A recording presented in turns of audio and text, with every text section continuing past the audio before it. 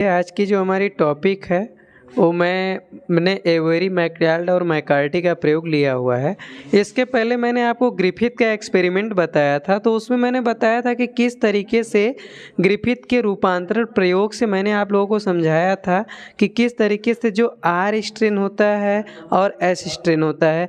R strain और S strain के बारे में मैंने बताया था कि स्ट्रेप्टोकोकस निमोनिस उन्होंने अलग किया था। उसके बाद उन्होंने उसमें जो आपका निमोनिया काजिंग ऑर्गेनिज्म होता है उसको माइस के अंदर इंजेक्ट करवाया था। तो मैंने उसमें आप लोगों को बताया था कि जो आर स्ट्रेन होता है वो नॉन वायरुलेंट होता है और एस स्ट्रेन होता है वो क्या होता है, वायरुलेंट होता है। तो जो ये दोनों प्रयोग आपका ग्रिफिथ का प्रयोग और मैकार्टी का प्रयोग दोनों रिजेंबल्स होते हैं लगभग। इसमें जो आप लोगों ने ग्रिफिथ के प्रयोग में पढ़ा था कि जो एस स्ट्रेन वायरुलेंट होता है, जब हमने आप लोगों को पढ़ाया था, यहाँ पे आपको थोड़ा बहुत व्यू मेरे पिछले वीडियो का आपको पूरा मिल जाएगा, उसमें आप जा कर के डिटेल्स में देख सकते हैं। इसमें आपने जब मैंने यहाँ पे लिख देता हूँ कि जब मैंने एस स्ट्रेन को माइस के अंदर, अब एस स्ट्रेन क्या है, कैसे प्राप्त किया गया है, इसको आप पिछले वीडियो में विजिट करके देख सकते हैं जिसमें हर्से और चेज का प्रयोग पढ़ाया गया है। तो एस स्ट्रेन कैसा है, वायरुलेंट यानी काउजिंग है, निमोनिया काज करता है। तो ये क्या हुआ, माइस इसमें क्या होता है, डेड कर जाता है। ठीक, और इसके बाद हमने आर स्ट्रेन लिया जो कि नॉन वायरुलेंट था, तो इसको हमने माइस में इंजेक्ट करवाया, तो ये जो है कि लाइव रहा। आपका जब एस स्ट्रेन को क्या कर दिया था, हीट किल्ड कर दिया था, यानी हीट कर दिया था उसे, फिर हमने माइस के अंदर इंजेक्ट करवाया, तभी वो क्या हुआ, जिंदा ही रहा। इसके बाद जब हमने एस स्ट्रेन को ठीक किसके साथ मिक्स कर दिया, एस आर स्ट्रेन के साथ, और ये आपका एस स्ट्रेन हीट ही था, हीट किल्ड ही था, तो यहाँ पे माइस क्या हुआ, ये डाई कर गया, ठीक, डेड हो गया। तो इसमें आपका जो हमने बताया था कि जब इस तरीके से, तो यानी आपने एस स्ट्रेन देखा, हीट किल्ड था, तब माइस जिंदा था। जबकि जब हमने इसी हीट किल्ड एस स्ट्रेन को आर के साथ जब हमने मिक्स कर दिया, तो ये क्या हुआ, माइस डेड हो गया। ये क्यों हुआ और कैसे हुआ, इसके बारे में ग्रिफिथ ने पूरा कंक्लूजन नहीं दे पाए थे।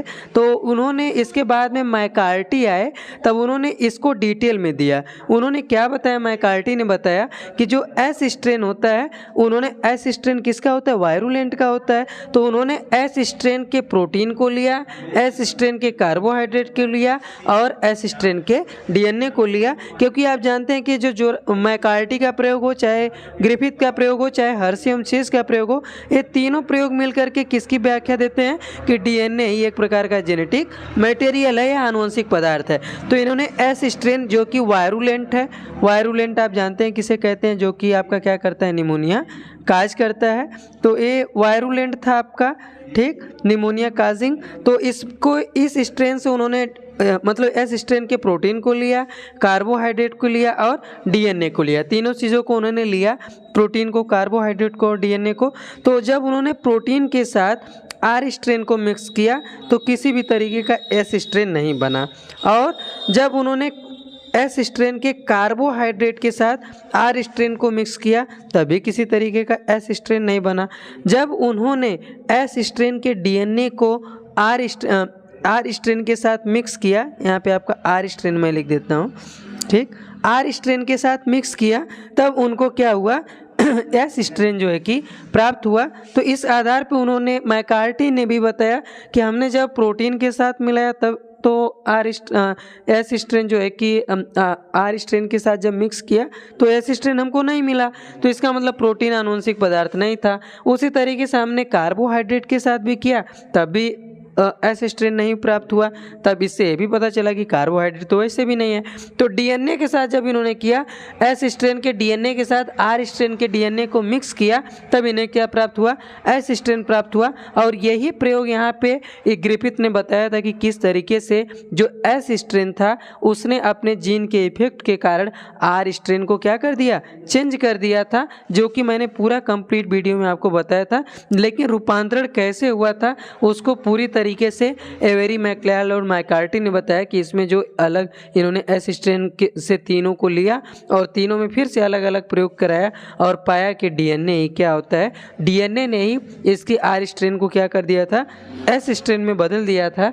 तो इन्होंने भी बताया कि डीएनए ही क्या है, आनुवंशिक पदार्थ है। ग्रिफिथ ने भी बताया था, लेकिन उन्होंने पूरा कंक्लूजन इस तरीके से सेपरेट करके नहीं बताया था। तो इसी को मैकार्टी ने आपका ओपनली बताया और विस्तृत तरीके से बताया कि किस तरीके से डीएनए ये आनुवंशिक पदार्थ है। तो ये हमारा जो प्रयोग था, वेरी मैकार्टी का एक्सपेरिमेंट था कि डीएनए ये आनुवंशिक पदार्थ है। इसको मैंने आपको पढ़ाया। अब मिलेंगे आपसे अगली वीडियो में, तब तक के लिए धन्यवाद।